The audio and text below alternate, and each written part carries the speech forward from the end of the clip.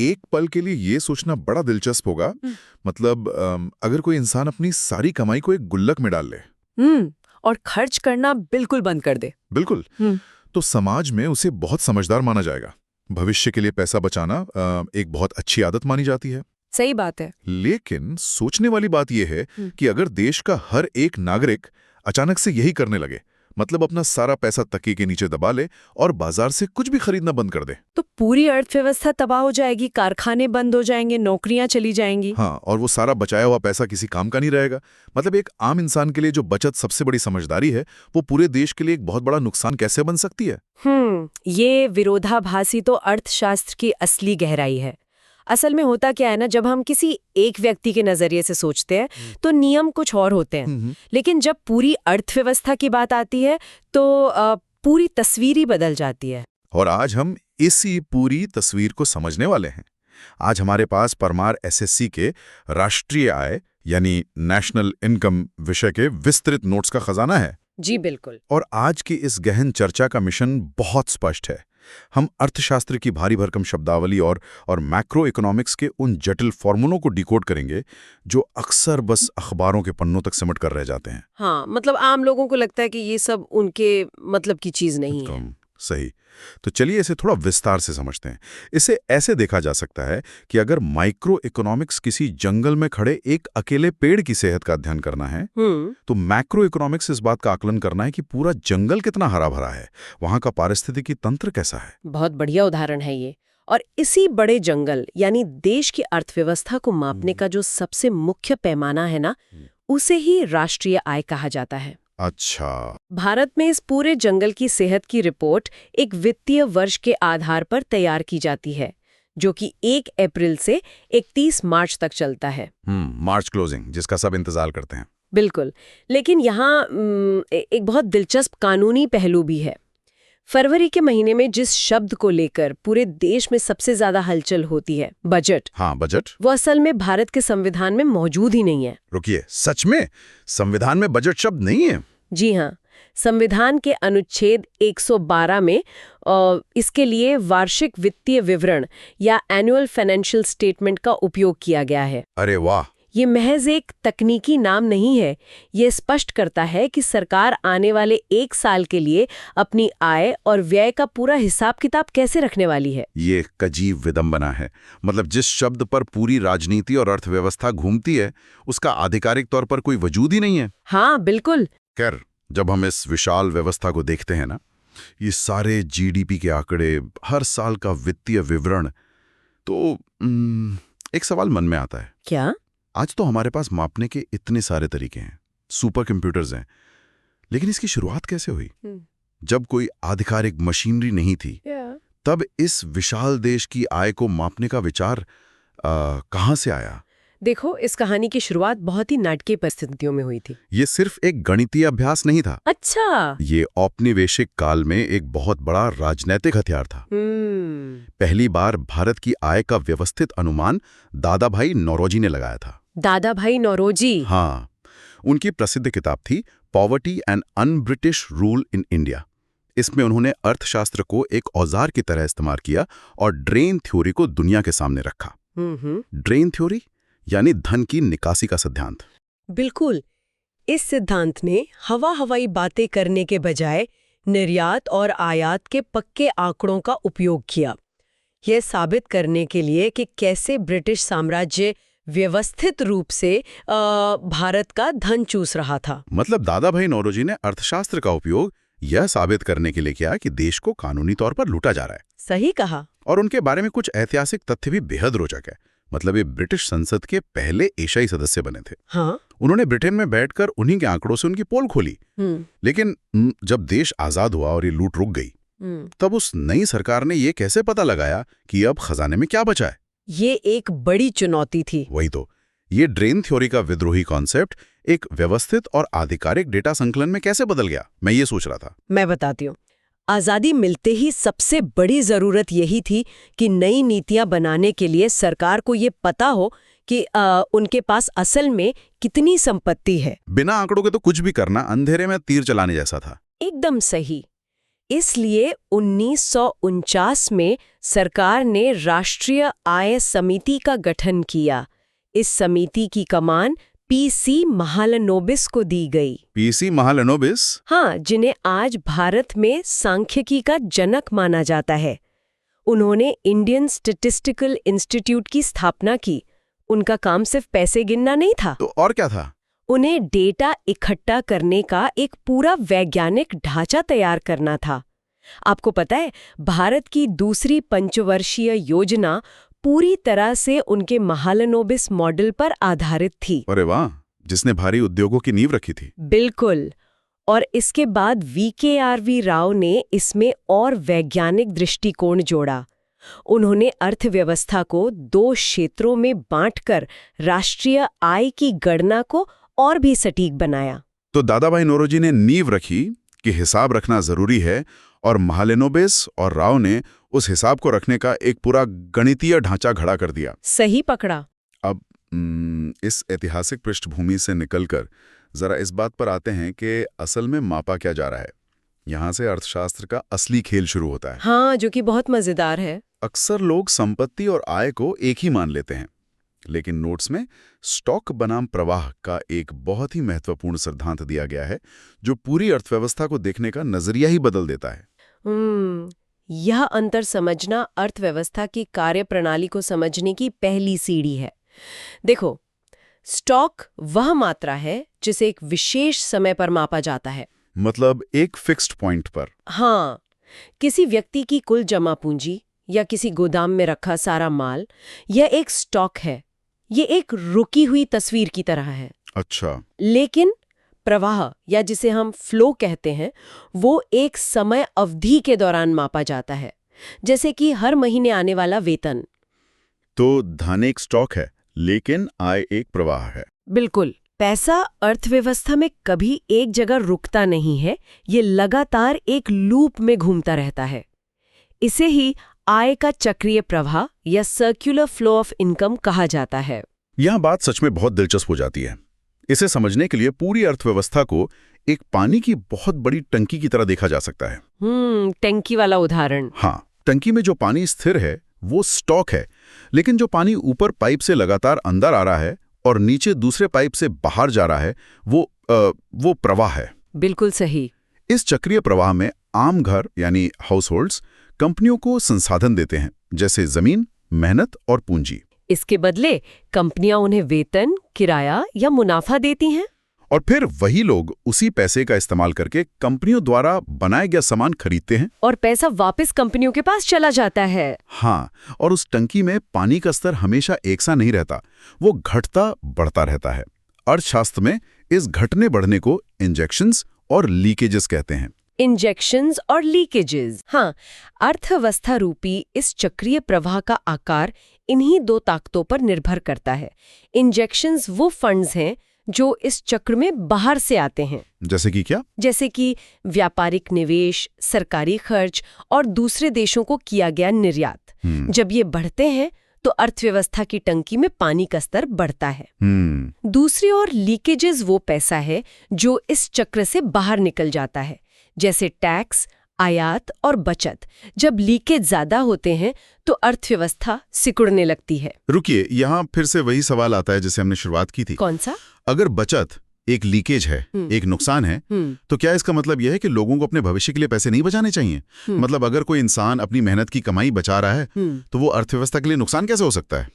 ये सवाल अक्सर पूछा जाता है। अर्थशास्त्र के इस सबसे क्लासिक विरोधाभास को पैराडॉक्स ऑफ थ्रिफ्ट कहा जाता है। Paradox of thrift? हाँ, माइक्रो स्तर पर, यानी एक व्यक्ति के लिए संकट के समय के लिए बचत करना बहुत बड़ी समझदारी है, लेकिन मैक्रो स्तर पर अगर हर कोई पैसा बचाना शुरू कर दे और खर्च करना बंद कर दे, बिल्कुल, तो कंपनियों का सामान नहीं बिकेगा। सामान नहीं बिकेगा तो उत्पादन गिरेगा, जिससे लोगों की नौकरियां जाएंगी और अंत में क्या होगा? सबकी आय ही कम हो जाएगी। अरे बाप रे! इसलिए नकद पैसे को घरों में दबाकर रखना एक खतरनाक लीकेज है। लेकिन यहाँ दिलचस्प बात यह है कि अगर वही बचत बैंकों या शेयर बाजार में जाती है, अच्छा, मतलब तकिए के नीचे ना रखकर बैंक में डाल दें। हाँ, तो बैंक उस पैसे को व्यवसायों को लोन के रूप में दे देते हैं। इस तरह वो लुका हुआ पैसा फिर से निवेश के रूप में अर्थव्यवस्था की टंकी ने इंजेक्शन बनकर वापस आ जाता है। ये एक बहुत ही स्पष्ट करने वाला बिंदु है। पैसा बचाना बुरा नहीं है, लेकिन पैसे को अर्थव्यवस्था के चक्र से बाहर निकालकर घर में स्थिर कर देना बुरा है। एकदम सही। अब जब हमें पता है कि पैसा इस विशाल टंकी में लगातार बह रहा है, तो एक बहुत बड़ी व्यवहारिक समस्या आती है। वो क्या? हम इस बहते हुए पैसे को या देश के कुल उत्पादन को बिना 2 बार गिने कैसे मापें? मतलब अगर एक ही चीज को बार बार गिना गया तो हमारा पूरा डेटा ही गलत हो जाएगा। आपने बिल्कुल सही दुखती रग पर हाथ रखा है। दोहरी गिनती या डबल काउंटिंग राष्ट्रीय आय की गणना का सबसे बड़ा दुश्मन है। अगर इसे नहीं रोका गया तो देश की अर्थव्यवस्था असल से कई गुना ज्यादा बड़ी दिखेगी, जो एक भ्रम पैदा करेगा। तो इससे बचते कैसे हैं? इससे बचने के लिए जो सबसे पहली विधि इस्तेमाल होती है वो है मूल्य वर्धित विधि या value added method. Value added method. हाँ, ये अर्थव्यवस्था के उत्पादन पक्ष पर ध्यान केंद्रित करती है। इसका सीधा सा नियम है, उत्पादन के हर चरण में सिर्फ उसी मूल्य को जोड़ो जो नया जोड़ा गया है, या फिर सीधे अंतिम वस्तु की कीमत गिन लो। इसे सूती शर्त के उदाहरण से समझते हैं जो नोट्स में दिया गया है। ये बात को शीशे की तरह साफ कर देता है। हाँ, बताइए। मान लीजिए एक किसान ने 100 रुपए की कपास उगाई। उसने वो कपास एक धागा बनाने वाले को 100 रुपए में बेची। धागे वाले ने अपनी मेहनत से उसे सूत में बदला और कपड़े बनाने वाले को 200 रुपए में बेचा। ठीक है। कपड़े वाले ने उसका कपड़ा बुना और 400 रुपए में शर्ट बनाने वाली कंपनी को दे दिया, और अंत में कंपनी ने शानदार शर्ट बनाकर बाजार में 800 रुपए में बेची। अब अगर कोई अनुभवहीन व्यक्ति देश का उत्पादन गिनेगा तो वो कहेगा 100 की कपास, 200 का धागा, 400 का कपड़ा और 800 की शर्ट, कुल मिलाकर 1500 रुपए का उत्पादन हुआ। लेकिन ये तो पूरी तरह गलत है ना? ये बिल्कुल गलत है, क्योंकि उस 1500 रुपए में कपास की कीमत 4 बार जुड़ गई है और धागे की कीमत 3 बार। वास्तविक उत्पादन इतना हुआ ही नहीं है। तो सही तरीका ये है कि हम सिर्फ वैल्यू एडेड यानी हर कदम पर जो नया मूल्य जुड़ा उसे देखें। बिल्कुल। जैसे किसान ने 100 का मूल्य जोड़ा, धागे वाले ने 100 की कपास को 200 का बनाया, मतलब उसने नया मूल्य 100 का जोड़ा। कपड़े वाले ने 200 के धागे को 400 का कपड़ा बनाया तो उसका योगदान 200 हुआ, और शर्ट कंपनी ने 400 के कपड़े को 800 की शर्ट बनाया तो उसने 400 का मूल्य जोड़ा। सही गणना है। अब अगर हम सिर्फ इस नए जोड़े गए मूल्य को गिने 100 + 100 + 200 + 400, तो कुल योग 800 रुपए आता है। और मजेदार बात देखिए, ये 800 रुपए वही कीमत है जो अंत में ग्राहक ने अंतिम वस्तु यानी शर्ट के लिए चुकाई। अरे हाँ, यहाँ अंतिम वस्तु और मध्यवर्ती वस्तु का अंतर बहुत महत्वपूर्ण हो जाता है। राष्ट्रीय आय में हमेशा सिर्फ अंतिम वस्तु को गिना जाता है, मध्यवर्ती वस्तुओं को नहीं, क्योंकि उनकी कीमत अंतिम वस्तु में पहले से ही शामिल होती है। लेकिन कोई वस्तु अंतिम है या मध्यवर्ती, ये कैसे तय होता है? मतलब उदाहरण के लिए चाय की पत्ती को ही ले लेते हैं। हाँ, चाय की पत्ती एक बहुत अच्छा उदाहरण है। अगर बाजार से चाय की पत्ती खरीदकर घर पर चाय बनाई जाए तो वो चाय की पत्ती एक अंतिम वस्तु है, क्योंकि उसका सीधा उपभोग हो गया। बिल्कुल। लेकिन अगर वही चाय की पत्ती कोई होटल का मालिक खरीदता है, उससे चाय बनाता है और ग्राहकों को बेचता है, तो अब वो चाय की पत्ती मध्यवर्ती वस्तु बन गई। क्योंकि असली उत्पाद जो बाजार में बिका वो चाय का प्याला है। बिल्कुल। वस्तु की अपनी कोई प्रकृति नहीं होती, बल्कि उसका अंतिम उपयोग ये तय करता है कि वो फाइनल गुड है या इंटरमीडिएट। ये तो उत्पादन के नजरिए से हुई पहली विधि। और बाकी विधियां? दूसरी विधि है आय विधि या इनकम मेथड। अगर हम ये नहीं गिनना चाहते कि बाजार में क्या बन रहा है, तो हम बस ये गिन सकते हैं कि उत्पादन के साधनों को कितनी आय मिल रही है। अच्छा, मतलब इसमें हम लोगों की जेब में आने वाले पैसे को गिन रहे हैं? हाँ, जैसे जमीन के लिए मिलने वाला किराया, मजदूरों को मिलने वाला वेतन, पूंजी पर मिलने वाला ब्याज और व्यवसाय का मुनाफा। और तीसरी विधि है व्यय विधि या एक्सपेंडिचर मेथड। ये सबसे ज्यादा चर्चा में रहने वाला तरीका है। अर्थव्यवस्था में जितना भी पैसा खर्च हो रहा है उसे जोड़ लिया जाता है। मतलब कंजम्पशन, इन्वेस्टमेंट, गवर्नमेंट स्पेंडिंग और नेट एक्सपोर्ट्स। एकदम सही। सैद्धांतिक रूप से चाहे उत्पादन विधि लें, आय विधि लें या व्यय विधि लें, तीनों से राष्ट्रीय आय का परिणाम लगभग समान ही आना चाहिए, क्योंकि जो बाजार में बना उसी से आय पैदा हुई और वही आय फिर बाजार में खर्च हो गई। अब यहां से हम प्रवेश करते हैं अर्थशास्त्र की सबसे बड़ी शब्दों की भूल भुलैया में। शब्दों की भूल भुलैया? हाँ। मतलब अखबारों में हर रोज जीडीपी, जीएनपी, एनडीपी, एनएनपी जैसे अनगिनत शब्द देखने को मिलते हैं। आम इंसान के लिए समझना बहुत मुश्किल हो जाता है कि इनमें से असली स्कोर क्या है। मैं इसे थोड़ा आसान बनाती हूँ। सबसे पहले जीडीपी यानी सकल घरेलू उत्पाद को देखते हैं। इसमें घरेलू शब्द पर ध्यान देना जरूरी है। घरेलू यानी डोमेस्टिक। हाँ, एक वित्तीय वर्ष में देश की भौगोलिक सीमा के भीतर जितनी भी अंतिम वस्तुओं और सेवाओं का उत्पादन हुआ, उसका कुल मूल्य जीडीपी है। इसमें ये मायने नहीं रखता कि उत्पादन किसने किया। मतलब अगर कोई विदेशी कंपनी भारत में आकर कार बना रही है तो वो भारत के जीडीपी में गिना जाएगा, क्योंकि उत्पादन हमारी जमीन पर हुआ है। बिल्कुल, 100% की बात। जीडीपी पूरी तरह से जमीन या जगह पर फोकस करता है, लेकिन जीएनपी यानी सकल राष्ट्रीय उत्पाद जमीन पर नहीं बल्कि नागरिकों पर फोकस करता है। अच्छा, मतलब देश के नागरिक? हाँ, इसमें देश के नागरिकों द्वारा कमाया गया कुल मूल्य गिना जाता है, चाहे वो दुनिया के किसी भी कोने में हो। अगर कोई भारतीय इंजीनियर अमेरिका में काम कर रहा है तो उसकी आय भारत की जीएनपी का हिस्सा होगी। लेकिन अमेरिका के जीडीपी का हिस्सा होगी। बिल्कुल, और जो विदेशी भारत में कमा रहे हैं उनका पैसा भारत के जीएनपी में से घटा दिया जाएगा। समझ गया।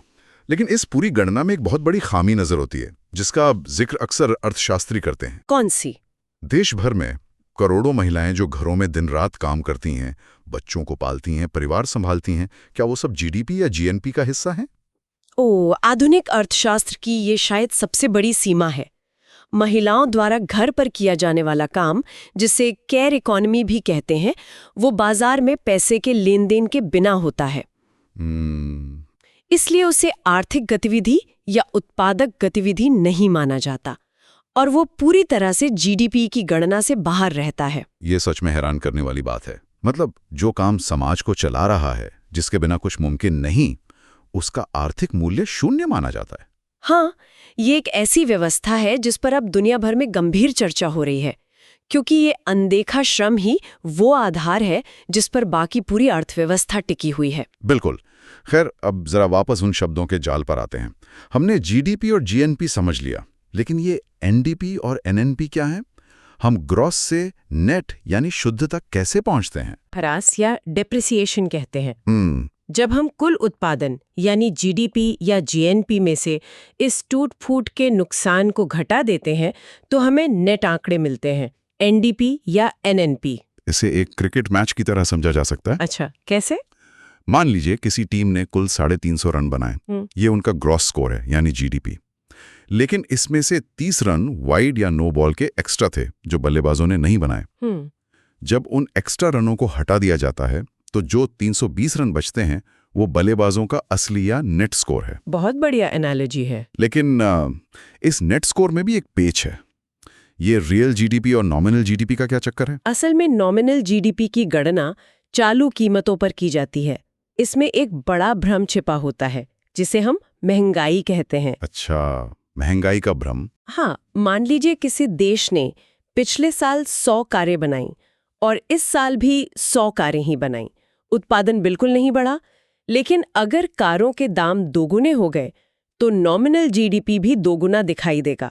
बाप रे, ये तो एक छलावा है जो बताता है कि देश तरक्की कर रहा है, जबकि असल में सिर्फ महंगाई बढ़ी है। बिल्कुल। इसलिए असली तस्वीर देखने के लिए रियल जीडीपी निकाला जाता है। इसे एक आधार वर्ष की स्थिर कीमतों पर मापा जाता है। ये महंगाई के असर को हटाकर अर्थव्यवस्था के वास्तविक आकार को दिखाता है। तो इन सारे फिल्टर्स को लगाने के बाद, दोहरी गिनती हटाने, टूट फूट का नुकसान घटाने और महंगाई का छलावा दूर करने के बाद, वो कौन सा एक आंकड़ा है जिसे हम आधिकारिक रूप से देश की राष्ट्रीय आय कह सकते हैं? वो अंतिम और सबसे शुद्ध आंकड़ा है एनएनपी एट फैक्टर कॉस्ट, यानी साधन लागत पर शुद्ध राष्ट्रीय उत्पाद। Factor cost per? हाँ, ये बाजार के मूल्यों पर नहीं निकाला जाता, क्योंकि बाजार के मूल्यों में सरकार द्वारा लगाए गए अप्रत्यक्ष कर यानी इनडायरेक्ट टैक्स शामिल होते हैं, जो असली उत्पादन नहीं है। जब हम एनएनपी में से अप्रत्यक्ष करों को हटा देते हैं और सब्सिडी को जोड़ देते हैं तो हमें उत्पादन के वास्तविक कारकों की सही लागत मिलती है, और यही देश की असली राष्ट्रीय आय है। कमाल है। अब जरा इन अरबों खरबों के आंकड़ों से निकलकर जमीनी हकीकत पर आते हैं। इन सब का एक आम इंसान की जिंदगी पर क्या असर पड़ता है? बहुत गहरा असर पड़ता है। 2026 के कुछ ताज़ा आंकड़े एक बहुत ही विरोधाभासी तस्वीर पेश करते हैं। एक शब्द बार बार आता है, PPP, यानी परचेजिंग पावर पैरिटी या क्रय शक्ति समता। क्रय शक्ति समता को समझने का सबसे आसान तरीका है समान वस्तुओं की टोकरी या बास्केट ऑफ गुड्स। ये सिर्फ करेंसी के एक्सचेंज रेट को नहीं देखता। तो क्या देखता है? यह देखता है कि एक निश्चित राशि से अलग अलग देशों में असल में कितना सामान खरीदा जा सकता है। उदाहरण के लिए, अगर अमेरिका में कोई व्यक्ति $100 कमाता है तो वहां जीवन यापन की लागत अधिक होने के कारण वह उससे कम सामान खरीद पाएगा। लेकिन भारत में क्योंकि चीजें सस्ती हैं, $100 के बराबर रुपयों से बहुत अधिक जीवन यापन किया जा सकता है। और इसी PPP के आधार पर यह सामने आता है कि 2026 तक नॉमिनल GDP के मामले में भारत दुनिया में 4थे स्थान पर है। बिल्कुल। लेकिन क्रय शक्ति यानी PPP के आधार पर भारत अमेरिका और चीन के बाद पूरी दुनिया में 3रे स्थान पर आ गया है। दुनिया की 3री सबसे बड़ी आर्थिक ताकत होना एक बहुत बड़ी उपलब्धि लगती है। ये निश्चित रूप से अर्थव्यवस्था के विशाल आकार को दर्शाता है। हमारे पास उत्पादन का एक विशाल इंजन है, लेकिन तस्वीर का दूसरा पहलू प्रति व्यक्ति आय है, पर कैपिटा इनकम। हाँ, जो राष्ट्रीय आय को देश की कुल जनसंख्या से भाग देने पर निकलती है। और यहीं वो सबसे बड़ा विरोधाभास सामने आ जाता है। एक तरफ हम दुनिया की 3री सबसे बड़ी आर्थिक ताकत हैं, लेकिन जब उस विशाल आय को 1.4 अरब से ज्यादा की जनसंख्या से विभाजित किया जाता है तो हर एक व्यक्ति के हिस्से में आने वाली आय बहुत कम हो जाती है। बिल्कुल। अर्थव्यवस्था का कुल आकार बड़ा है, लेकिन उस धन का वितरण प्रति व्यक्ति बहुत कम है। और इस प्रति व्यक्ति आय में से भी जो टैक्स और अन्य अनिवार्य कटौतियां हो जाती हैं, उसके बाद जो पैसा सच में लोगों की जेब में बचता है, जिसे वे अपनी मर्जी से खर्च कर सकते हैं, उसे पर्सनल डिस्पोजेबल इनकम कहते हैं। एकदम सही। और यही वो पैसा है जो अंततः बाजार में जाके वापस उस चक्रीय प्रवाह में एक इंजेक्शन बनता है और अर्थव्यवस्था के पहिए को आगे बढ़ाता है। क्या बात है! मतलब दादा भाई नौरोजी के उस दौर से जब देश का धन एक योजनाबद्ध तरीके से छीना जा रहा था, वहां से लेकर 1949 में आय मापने की शुरुआत, फिर डबल काउंटिंग के खतरों से बचते हुए GDP और NNP की भूल भुलैया को पार करना, और आज 2026 में क्रय शक्ति के मामले में दुनिया की 3री सबसे बड़ी ताकत बनना। ये पूरा सफर दिखाता है कि अर्थव्यवस्था कोई रुकी हुई चीज नहीं है। बिल्कुल, ये एक जीवित और लगातार बदलता हुआ पारिस्थितिकी तंत्र है। इस पूरी चर्चा के अंत में एक बहुत ही महत्वपूर्ण विचार उभर कर सामने आता है, जिसे अर्थशास्त्र में पोटेंशियल GDP कहा जाता है। Potential GDP? हाँ, इसका अर्थ है कि अगर कोई देश अपने पास मौजूद सभी संसाधन, जमीन, श्रम, पूंजी और तकनीक का 100% और बिल्कुल सही उपयोग करे, तो उसका कुल उत्पादन किस स्तर तक पहुंच सकता है। अच्छा। दुनिया की कोई भी अर्थव्यवस्था अपनी 100% क्षमता पर काम नहीं करती। हमेशा कुछ न कुछ बेरोजगारी या संसाधनों का कम उपयोग होता ही है। ये सच में सोचने पर मजबूर करने वाली बात है। अगर अपने संसाधनों के केवल आंशिक उपयोग के साथ ही हमारी अर्थव्यवस्था क्रय शक्ति के मामले में दुनिया में 3रे स्थान पर पहुंच चुकी है, तो जरा सोचिए। हाँ, उस दिन की तस्वीर की कल्पना करना रोमांचक होगा, जिस दिन वो पोटेंशियल GDP पूरी तरह हासिल हो जाएगा। बिल्कुल। अगर इस विशाल अर्थव्यवस्था का हर एक संसाधन अपनी पूरी क्षमता पर काम करने लगे, तो वो जंगल कितना विशाल और घना होगा। इसी विचार के साथ आज के इस गहन अध्ययन को यहीं विराम देते हैं। एक ऐसा विचार जो हमें ये सोचने पर मजबूर करता है कि हम आज कहाँ हैं और असल में कहाँ पहुंच सकते हैं।